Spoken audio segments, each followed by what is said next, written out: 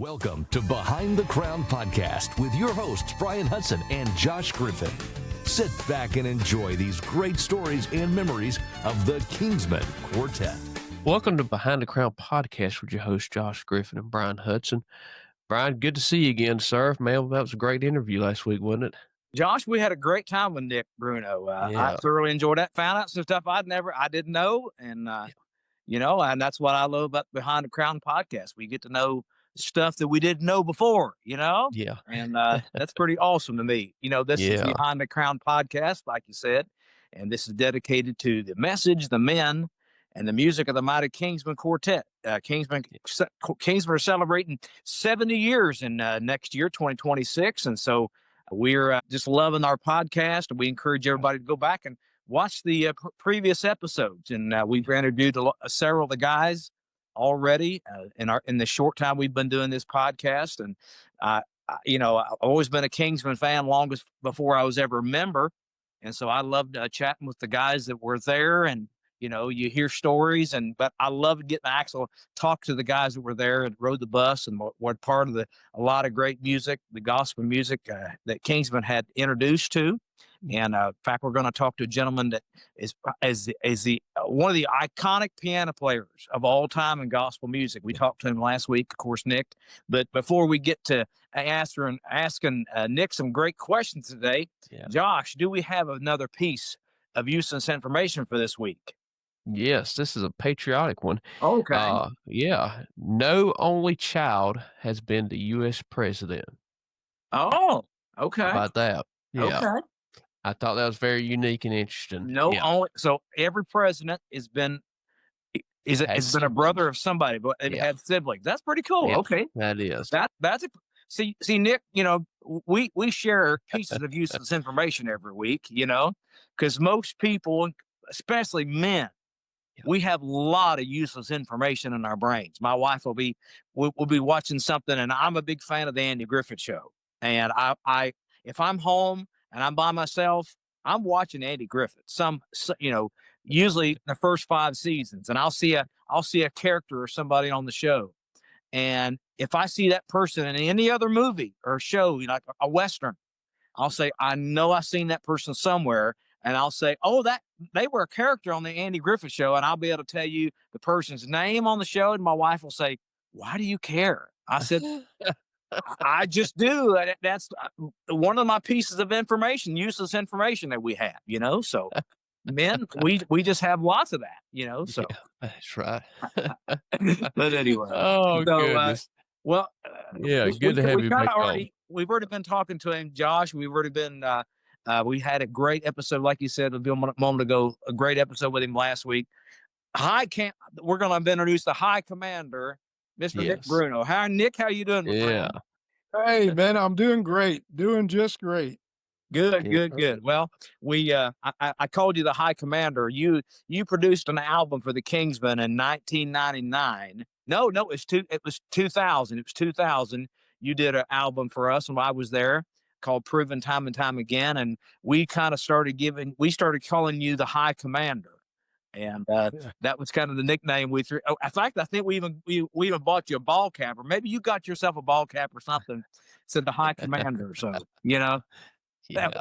that was a great record, but we had a lot of fun with that. Yeah, that's right. That was an awesome record. That was Well, it had the Next Cloud. That was a number 1 song, and then we had Get You to the Other Side. And I think that was a number 2 song. So right there was 2 songs. And about that song, I loved how you arranged that whole song. I remember just distinctly, you said you wanted a Mills Brother feel to that song. Get You to the Side. Okay. Yeah. Huh. One of my favorite songs from that is Angels in Flight. Yeah. That was a great song. Very difficult.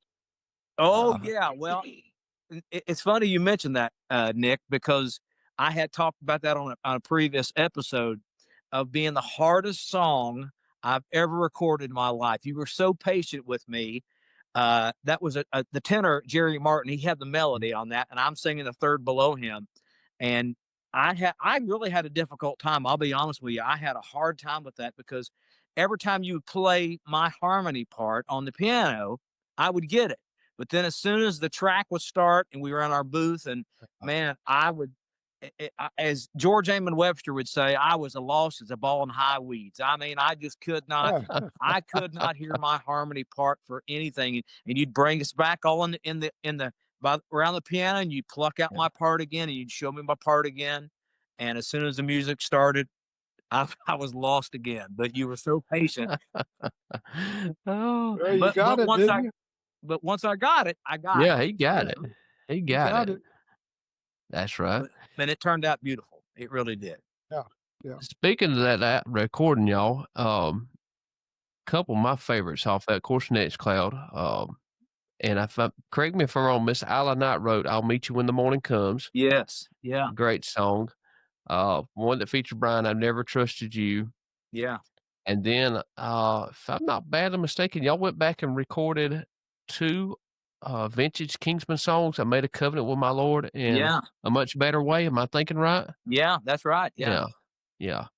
And of course, and I think you might have told me, Brian, "Oh Brother," that song, was that supposed to be like was it the title song of that? Do y'all remember? Is that right? Originally, They thought about one time? originally it was. Yeah, it was gonna be the title song. Yeah, that's right. It's gonna be the title of the album. Yeah. Yeah, gotcha. That's too cool.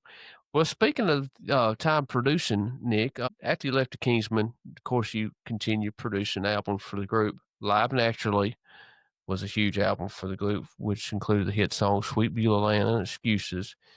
Do you have any special memories of that album you'd like to share? Live Naturally, the good, when you record some things, you don't always know what's going to be a hit and what's not going to be a hit. Yeah.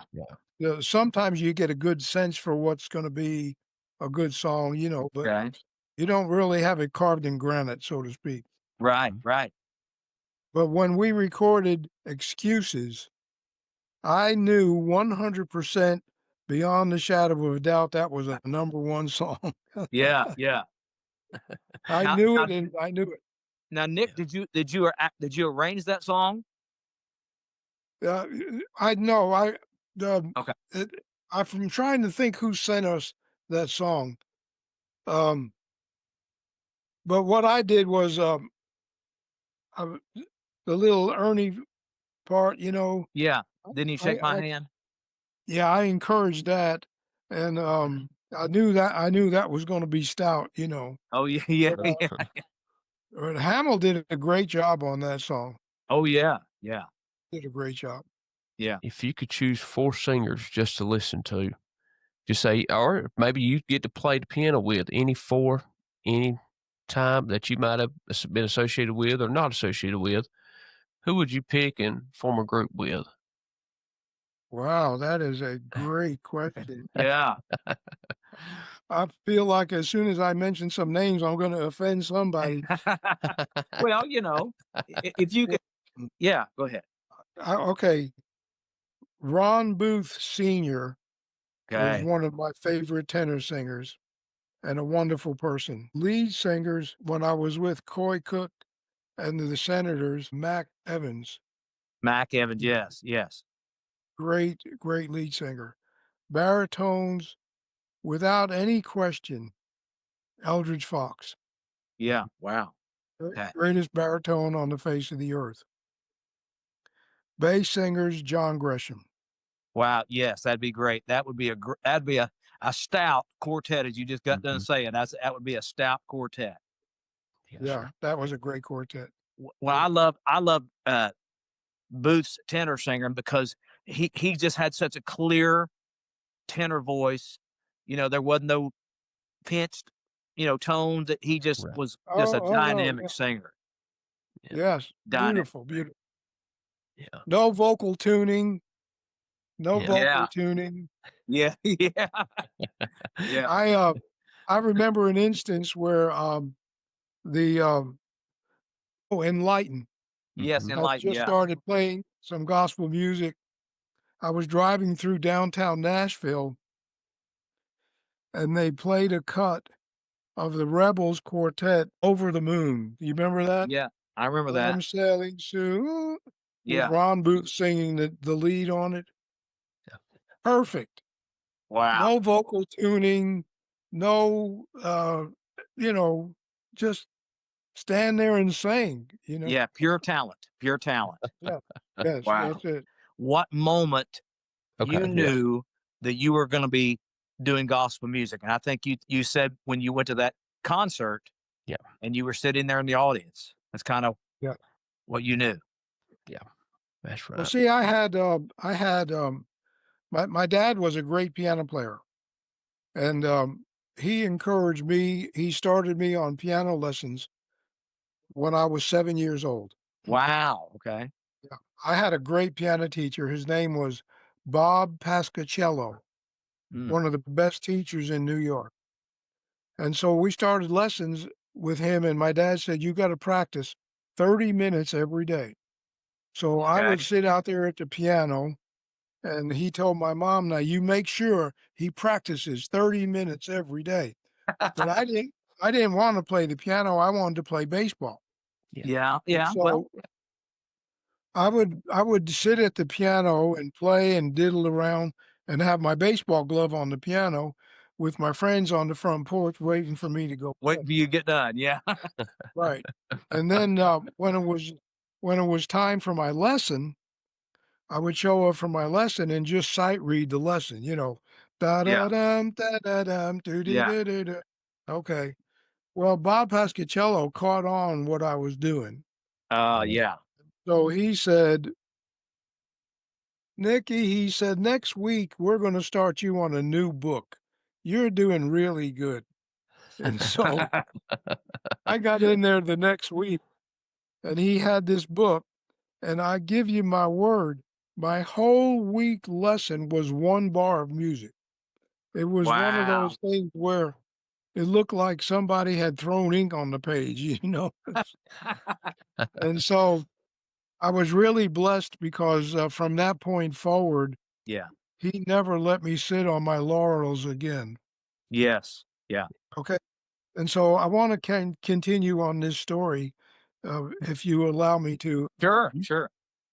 So I took from him until I was 12 years old. And my dad, the church organization that we belonged to, Italian church, we had quite a few of those churches in the metropolitan New York area. And every summer we would get all the youth from all those churches, and we would go to a campground in Malaga, New Jersey, and then have youth camp. And so 1962, I'm at youth camp. My dad was the camp and those church organization. He was the go-to piano player. Okay. And so we're at the campground. Service is about to start.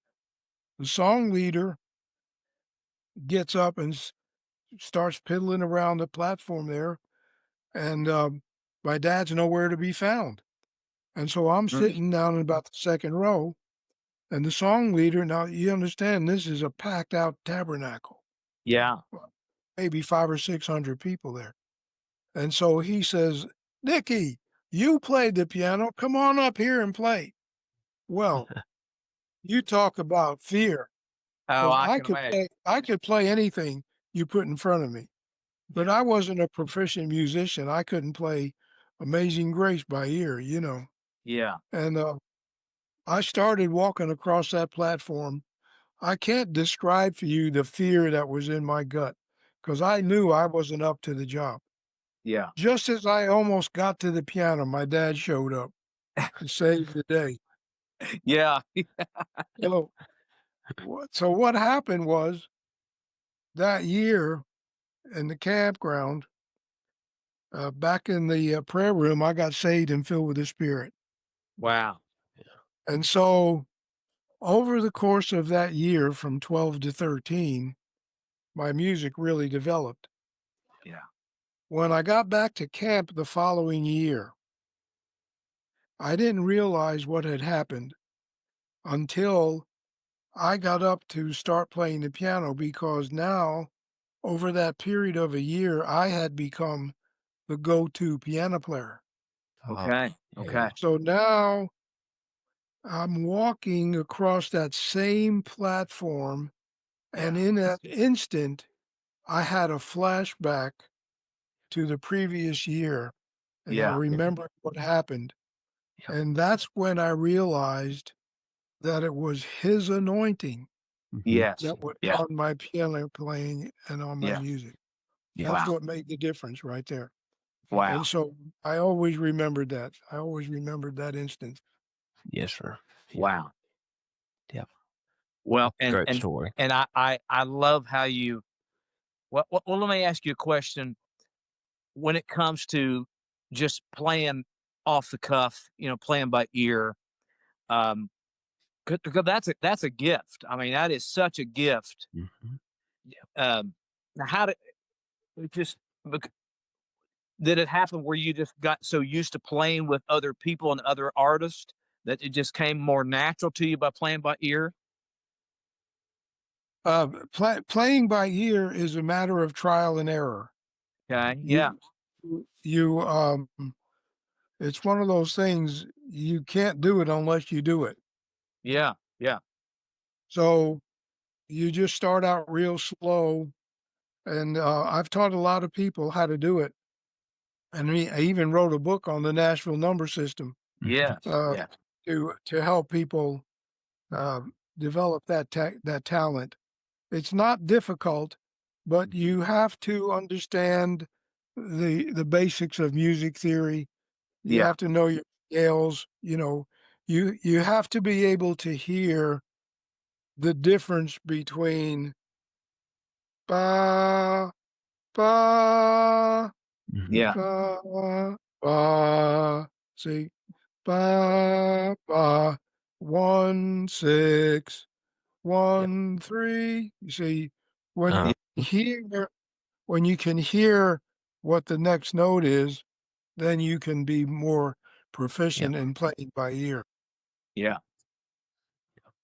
Well, that's definitely a talent.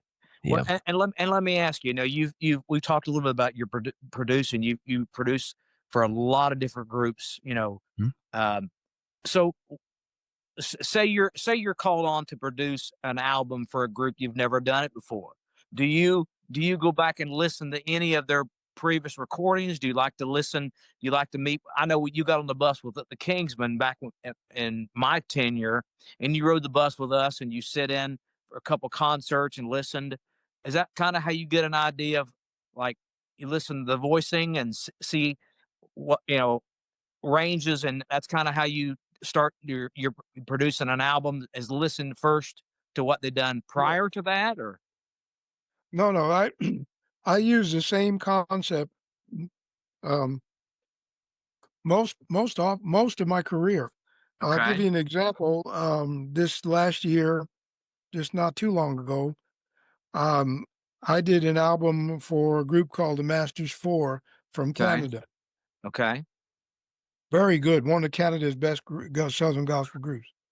So what I did was I flew to Toronto. Okay. I brought them a few songs. They had a few lined up. And I spent, I think, 3 days there in Toronto with them. And we had rehearsals. We went over songs. We, of course, I had recorded them before. Okay. So I kind of knew the strengths and weaknesses and that kind of thing.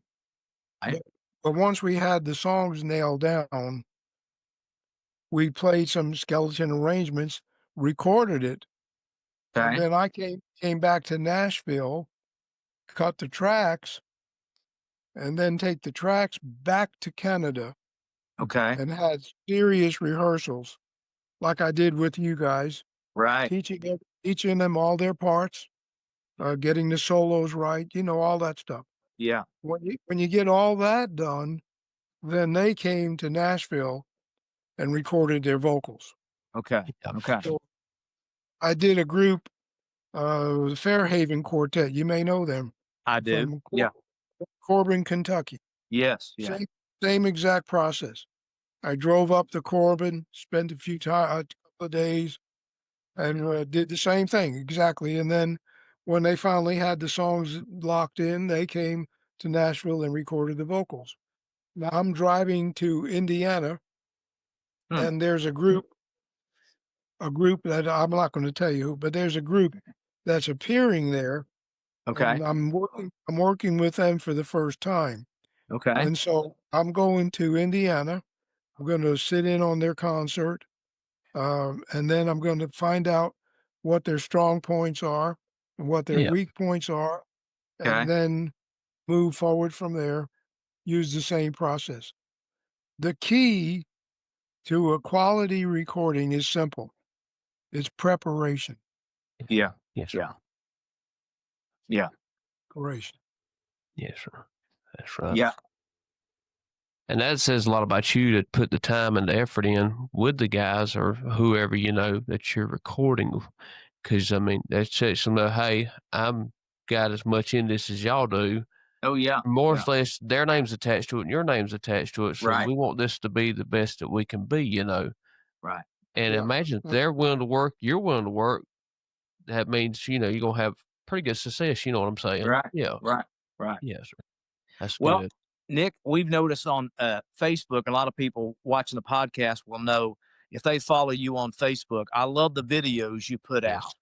Yeah. And because not only what you give great advice. You give great advice for Southern gospel music singers, and I love watching your videos, and so many of them I have shared with other artists, and even as I'm talking to other, groups and artists, I'll say, hey, you need to follow Nick Bruno's page. Get on there and follow, because you give a lot of great advice.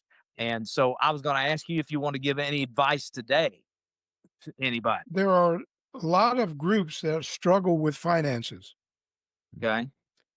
And so it's the difference between outgo and income. Okay. Right. So there's no business that can succeed if the outgo is more than the income. That's true. That's true. And you can't run a gas station or grocery store or a Southern gospel group. That's You're true. spending more than you take in. Yeah. So the critical thing is to adjust your income so that you can, have better income. And the way you do that is with your merchandise. And the way you do that is by making sure that you get good flat rates. Yeah. There are so many artists that have the fear of the word money. Yes. Yeah. They somehow feel that if you ask for money, you're going straight to hell. That's true. They do. Yeah. They do. Yeah. They do. Yeah. Mm-hmm. And so what I try to tell them is, look, you're singing at a church. They've invited you to come and sing. You know what your expenses are. Yeah. You need to tell them, look, we need to have a minimum of $500 plus a nice free will offering. Yeah. And they say, well, we don't know if we can do that. I said, well, look how about if that same church had to have new carpet installed? Yeah. Do Yes, sir. you think that they would call a carpet company and say, look, we need new carpet installed. We need to have you come over and install it all the way throughout the entire church, and we'll take you up a free will offering. Yeah. Yeah. That ain't gonna work. Yeah. That won't work. No. Yeah, that's true. Yeah. So you have to appreciate your value Yes. and make sure you get the money. Right. And make sure you do good recordings too. Yes. Yeah. Come in and see me and do a hymns record. Well, There you go. exactly right. Exactly right. Yeah. Well, and I've told artists that very same thing along those same lines. They'll say, well, and they, just like you said, Nick, they're afraid to talk money. And I'll say, well, first of all, you have to know what your expenses are. You have to know, because there have been times that me and my wife were out ministering, and the pastor will ask me, what is your budget? What do you have to have? What do you need? And so I said, Exactly. you've got to know that. You have to know them. You might hate talking money, but you got to know that money. You got to know that number of what your expenses are, what your ministry budget is, and you have to know that because they're going to want to know that. And so that's a great piece of advice. And and from a spiritual standpoint, you can take that same thing. You can't be giving and giving and giving and giving and not replenishing your own life when it comes to your spiritual walk with the Lord. If you're, so it's like a pastor, he's giving and giving and giving every week and preaching, and he's not getting fed spiritually. So it can go a spiritual route too, making sure you're feeding yourself and making sure your own walk with the Lord is what it ought to be before you can go out and give of yourself and tell about the Lord. You got to experience that yourself too. So that's exactly right. And the same principle applies. It's like if you own a pizza place and your pizza tastes terrible, nobody's going to buy your pizza, but maybe your mom and dad and a few cousins. Right. Maybe, And so this same kind of concept applies to a Southern gospel group. Yes. It's very important to get the product right. Yes. Yes. If you get the product right, some of these other things take care of themselves. True. And one of the things that I see some artists doing is they just kind of put songs together haphazardly. They don't take time with the arrangements. The arrangements are very critical.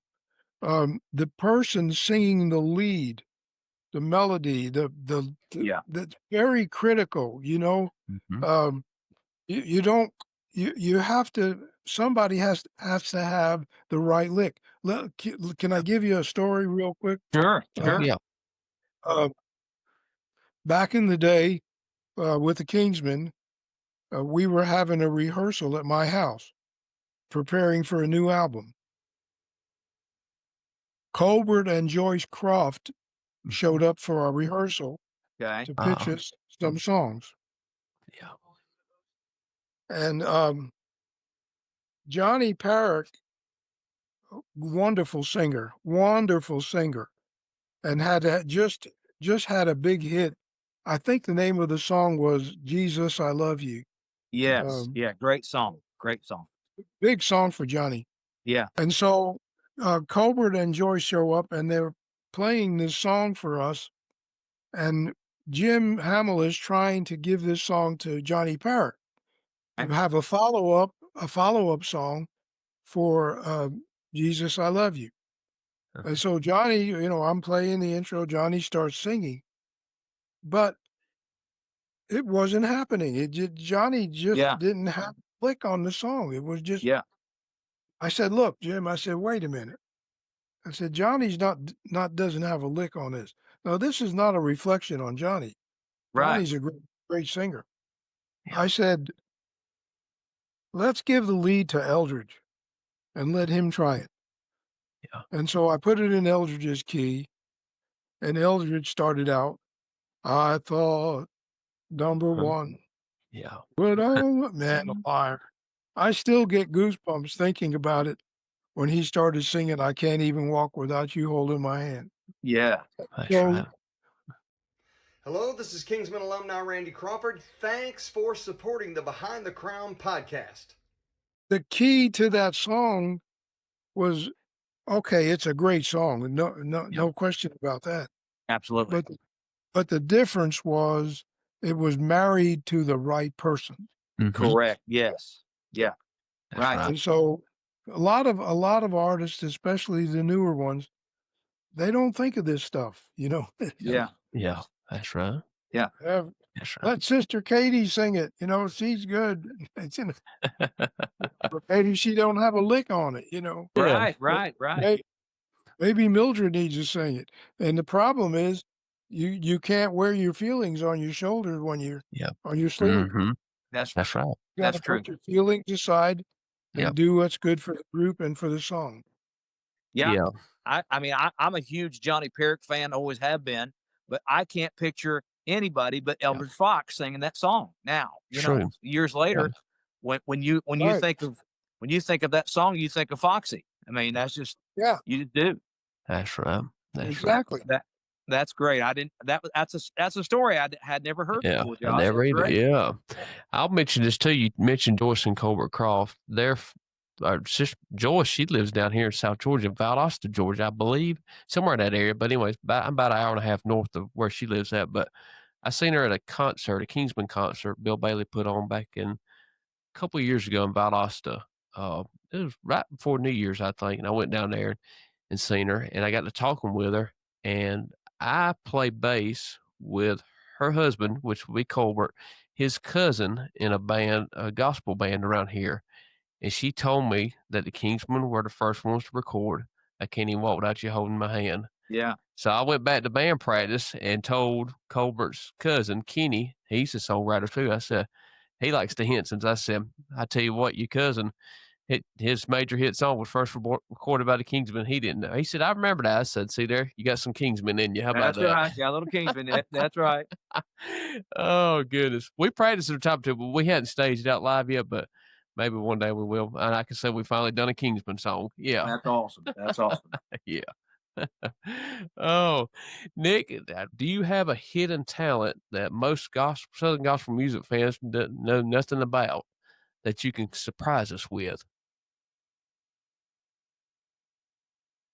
Well, I'm a pretty fair softball player. I remember seeing pictures of you in the Singing News playing softball, and I've heard stories about your softball playing. Yeah, because you used to play. Y'all had a softball game at EQC in Louisville, I think. Correct? Is that right? And y'all would play there? Yes, or something? That's correct. Yeah. Wow. Okay. Yeah. How about that? That's pretty cool. Yeah. Well, Josh, do we have any more Facebook questions that we haven't asked yet? I tell you what, we'll ask two of them right quick, like that we hadn't touched on right quick. Okay. Nathaniel Chapman, he sings the lead for the Bible Tones Quartet down there in Mississippi. He says, when you're producing an album, what inspires your overall sound for that album that you're producing? And is it different every time? Well, you have to marry the tracks and the music to the style of the group. Yeah. Here's an outlandish illustration. If I'm recording the Inspirations, I wouldn't have a big band track. You know what I'm saying? I'd have simple bluegrass instruments, acoustic instruments. You know. Yeah. You have to make sure that everything lines up. Yeah. If you have a group that sings like the Imperials, of course, I don't think there's ever been a group that sings as good. Yeah. But let's say you have a group like that. You're not going to put fiddle on there and banjo. Yeah. True. That's right. You see? Yeah. So the key to it is to keep everything in context. That's why I'm going to Indiana. I want to see what this group sounds like. What are their strengths? What are their weaknesses? And I want to amplify the strengths and discourage the weaknesses, right? Yeah. Right. So if they're kind of bluegrassy sounding, I'm going to get my friends in there that play banjo and fiddle and harmonica, and whatever. You have to make sure that the finished product all makes sense. Yes. Yeah. It all makes sense. That's right. And one more from Facebook, Mr. Timothy Seal asks, how does it feel 50 plus years later to have been a part of the greatest live album ever recorded, talking about being live? Oh, well, it's humbling. It's humbling. It's like, just recently we had the Hall of Fame induction, and when you do that, they put up on the screen, all the things you did, and and you kind of think, wow, did I do that? Wow. Was that me? And it's humbling, but let me go back to square one, 1962, Malaga Campground. That's where it started. Yeah. Yeah. That's where all these things are. It's all God's hand. Yes. It's His anointing. It's His blessing on my life. It's His direction. You know, my whole career in gospel music, I never once had to ask for a job. Yeah. Wow, that's saying something. That is saying something. All I did was follow His direction and go through the open doors. Yeah. And so anything that I've accomplished, it's all glory to God. Amen. Amen. Well, That's wonderful. That's wonderful. Well, you know, and you've also been a part of those. They've done a few of the big and live reunion concerts, and I've seen several videos of that. But you know, I talked a moment ago about you being an iconic piano player. How does it feel all these years later that when you hear piano players, they're trying to mimic your intros to some of these classic gospel songs? You know, and I've talked to other singers like Gary Shepard and Johnny Perrick when they do a little vocal thing, and even the current Kingsmen are trying to emulate those little vocal moves. But you have, you know, when groups, you know, Kingsmen and other groups included, they're bringing songs back that you know played the original kickoff. How does it sound? How does it feel when you hear these new piano players trying to mimic those same intros? Yeah. Oh man, it's like, you know, it feels great. Yeah. Yeah. I'll tell you a quick story about that. When Roger was auditioning for the cathedrals, Okay. he was really nervous, and he said that for his audition, he played my introduction to "On Some Sweet Day." Oh yeah. Yeah. And he said he played that intro for George and got the job. Man, that is great. I did not know that. That is awesome. Nick Bruno has some ties to Kingsman or to Cathedral's history. How about that? That is cool. That's cool. Yeah, that's an iconic intro. I mean, back in my Kingsman days, we brought that song back and sung that song just about every night, and that's an iconic song. That's awesome, man. That is awesome. Well, you know, and we said a moment ago about you being in a Hall of Fame. You mentioned that. I believe you're the 10th Kingsman to be inducted in the Hall of Fame, and I think that's pretty incredible. So that's saying a lot for the group. Absolutely. A lot for the group. Yeah. Yes. Well, Nick, you traveled with several of the guys I'm going to mention. These gentlemen are Kingsmen that have passed away in the last several years, and I was going to ask you. I was going to just give you a name, and if you had a funny story or a few words you want to share about these guys, feel free to do that. When Anthony Berger joined when he was about 16 years old, the Kingsmen, and did you help mentor him a little bit when he first joined about piano playing?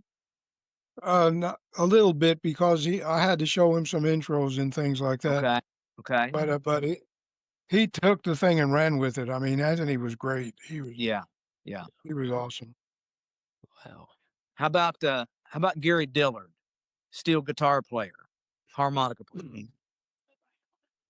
Gary was way more talented than people ever realized. Yeah, I agree with that.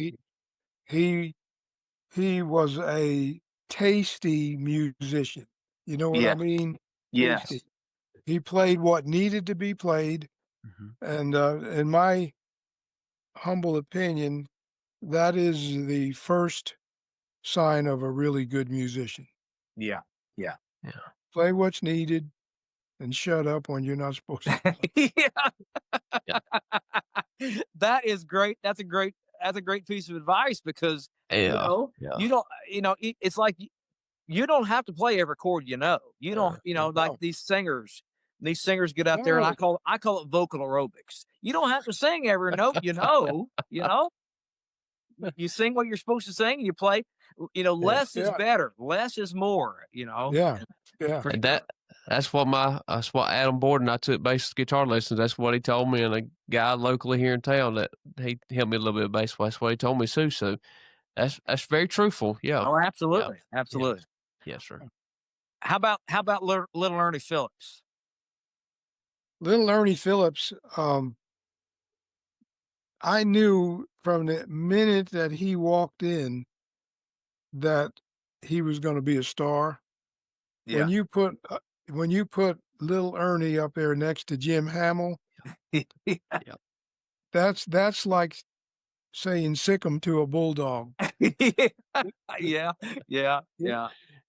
And Jim used it for every ounce it was worth.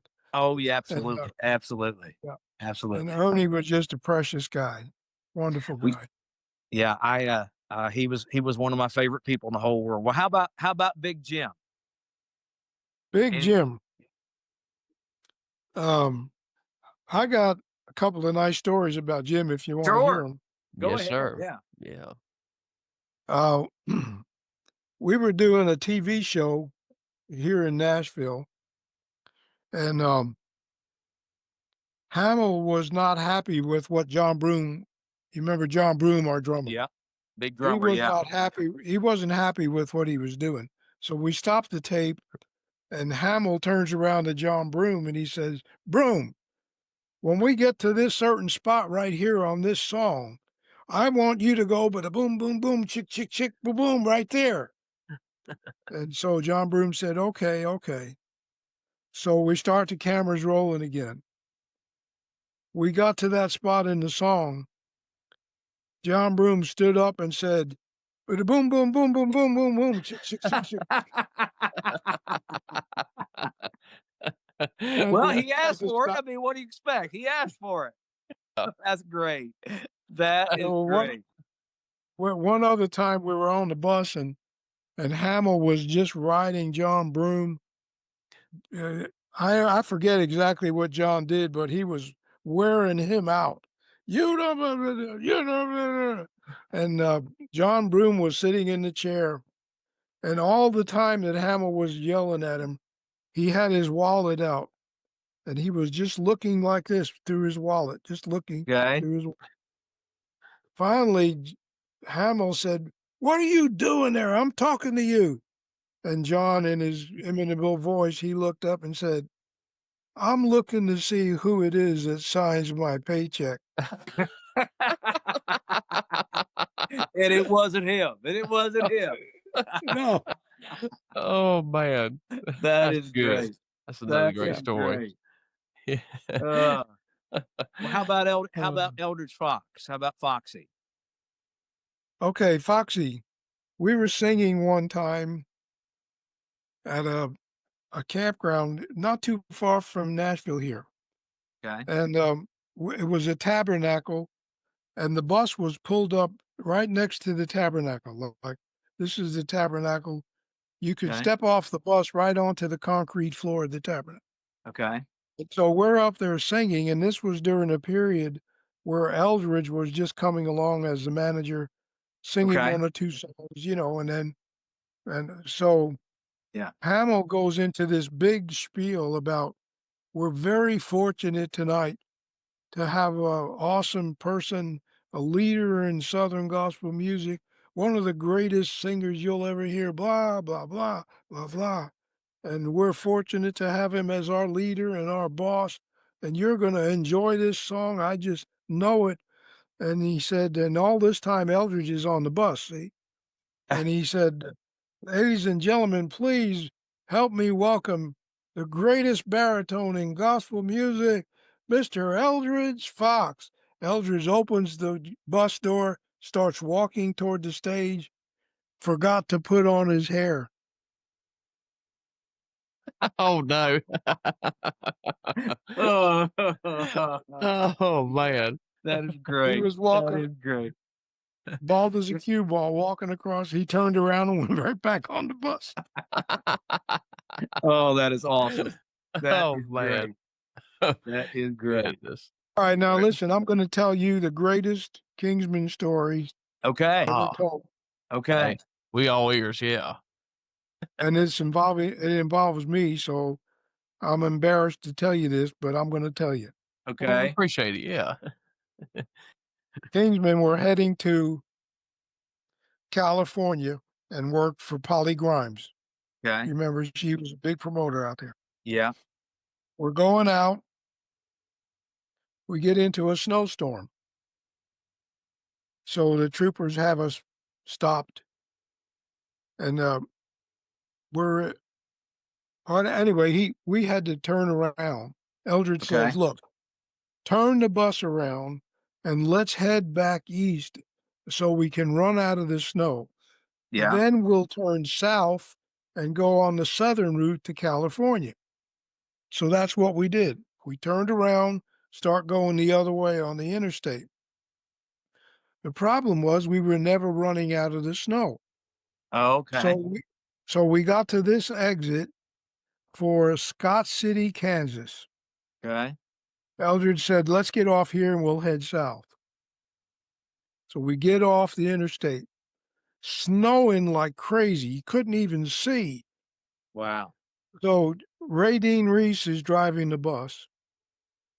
We're going just idling. That's how fast we were going, just idling. And I'm standing in the wheel well of the bus with a can opener, a big can opener. Yeah. Ray's driving, and about every 10, 15, 20 feet, I would jump off the bus, run in front of the bus, and scrape the highway to try to find the line. Wow. So Ray could stay inside the line. Yeah.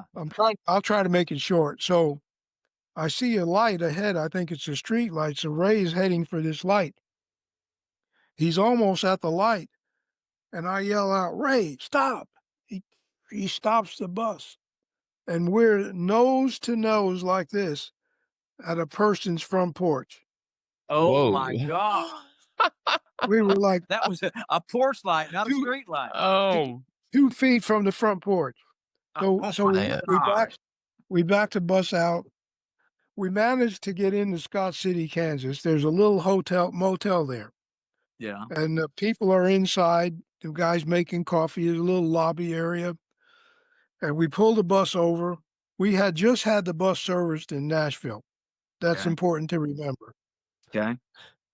And we pull off a side street. So Eldridge comes to me. He said, look, you're the only one on the bus that knows how to drive in snow, being from the north. Yeah. He said, set your clock for maybe 2 or 3 in the morning. Look outside. If it seems like it's cleared up, back up and get us out of here. Yeah. He said, I'll do it.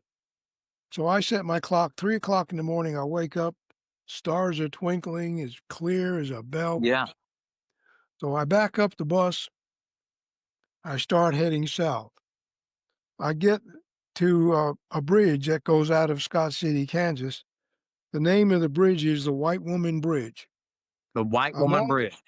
White Woman Bridge. I'm on the CB with the truckers, and there's several of them coming across the bridge. And they said, look, you're going to be fine. Just stay in our tracks. Yeah. And you just follow. Okay. So I say, okay. So they cleared the bridge, and I'm heading across the bridge in the truckers' tracks. I'm driving. The problem is that the trucks are higher and the bus bumper is low. So I got about 40 or 50 feet from the end of the bridge, and the bumper of the bus hit a snowdrift and blew the snow up on the windshield. And in that instant, I was like that. It was all total dark. Yeah. And in that brief second, I eased up just enough for the back of that bus to squat in the snow. Oh, no. And we sat on that bridge for 2 or 3 days. Oh, my word. They were bringing us food from the town out on snowmobiles. Well, what happened was we had the bus serviced. Okay. When they serviced it, they didn't bleed the lines. When I squatted on that bridge, I put on the air brake, and everything froze up. Yep. So the only way we got off of it, it was like, well, we had a Diamond Rio truck facing us right like this, 10 feet away. Nobody could move. Wow. And finally, they had tractors that were coming out there with the tires 12 and 15 feet tall. They couldn't budge that bus. Really? Wow. One old farmer came out there. He had a little tractor and a big long chain. Yeah. And he attached one end of that chain to the bridge and one end to the bus. And whatever you call it, he did it and he jerked the bus loose. Wow. And we got going. Wow. But that's the worst thing I've ever done in gospel music. Kingsman bus. Well, Brian mentions it before I'll interrupt right quick. You know, people think it's all full time and glamorous, but they don't see all those hours on the bus breakdowns, all that kind of stuff. Wow. People don't see that part for sure. No, well, before we go, I do want to mention one other person. Yeah. Squire Parsons, and when he left the Kingsmen. Now, the song "Sweet Beulah Land," of course, we all know that Squire wrote that song, but you were very instrumental, I believe, in the success of that song. You want to talk a little bit about that and your relationship with Squire and the song? Sure. Well, I left the Kingsmen in '78, and about that time, the same time, Squire left to start his solo ministry. Yeah. I was doing a lot of producing then, and Squire wanted me to produce his first album. And so we went in the studio there in Asheville, West Sound. Yeah. And we started working on this first album. And Squire came to me about halfway through. He said, I've got this song that I would like to get on this record. And it was Sweet Beulah Land. Yeah. And so we sat down and he kind of played it. And I said, well, let's do this chord here. So I got it to where it moved up the chord structure, you know? Yeah. And he liked it. So we kept that. And so I never really, you know, we talked about this before. Some songs, you know, immediately they're hits. That one I was kind of this way about. I wasn't 100% sure. Okay. But anyway, we recorded it. And of course, the rest is history. You know, I mean, it's just been a monster. And so one of the things I'm proudest of is that I played and produced the first cut of Beulah Land. Yeah. That was yeah.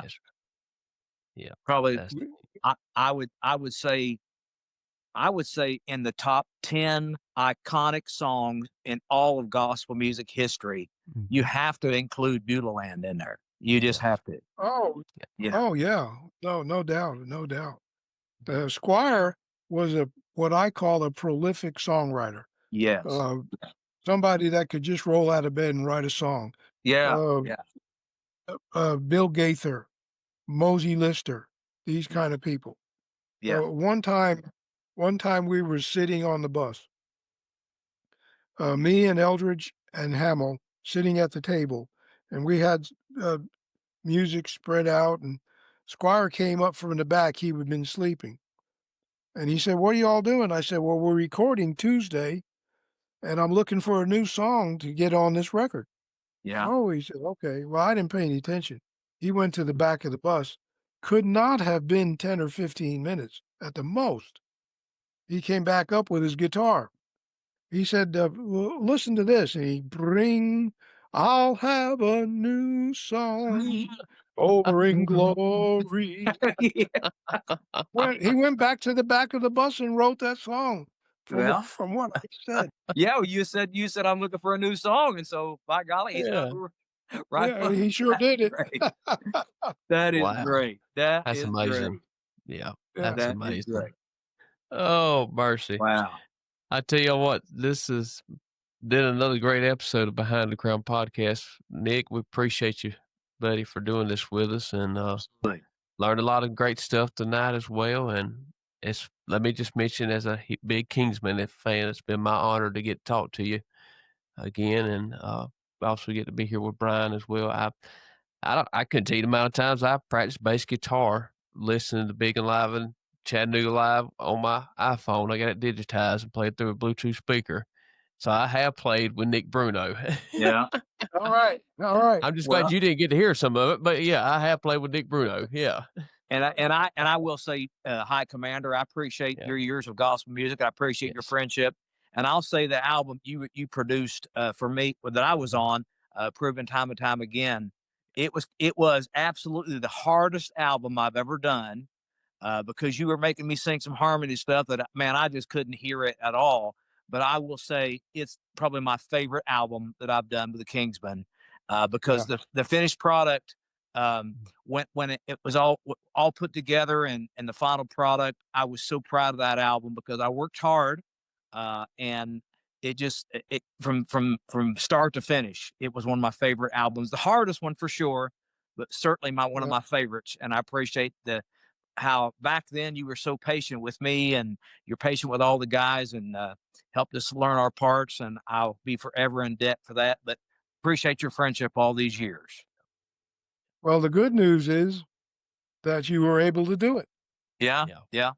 Thank the Lord for that. Thank the Lord for that. Yeah, that's right. So that was great. I really appreciate you guys having me on. I've enjoyed every minute. Well, good. Appreciate We might have you come back again sometime and share some more stories with us. But and also keep giving those pieces of advice on Facebook. Yes. Keep doing that. I thoroughly enjoy. I certainly don't know everything, and man, I love to hear your advice and hear you about recording and how to present yourself on the platform, those type of things. So keep doing that. I encourage that. Yeah. I have no plan to quit. Good. Yeah, throw some for some bass players too. I know you play with a bunch of them over years. I could always be learning. Yes. Right. Well, everybody, we thank you once again for listening to this great episode Behind the Crown Podcast, Part 2 with Nick Bruno, with your hosts Josh Griffin and Brian Hudson. Join us next week as we travel down the old glory road, reliving some Kingsmen classic memories with a bunch of Kingsmen members, former and current as well. You never know who Brian has scheduled next, and whenever he tells me who we got lined up, I get excited, and I'm telling you, he's doing a great job scheduling our guests, and I appreciate him so much. Be sure to listen to us on Apple Podcasts, Spotify, Amazon Music, iHeartRadio. We're also on Facebook. The video portions of the interviews are on YouTube, and we're also on Instagram now as well. Thank you for listening to this episode of Behind the Crown Podcast with your hosts, Brian Hudson and Josh Griffin. If you would, please like, rate, and share this episode. Join us again for another episode of the Behind the Crown Podcast.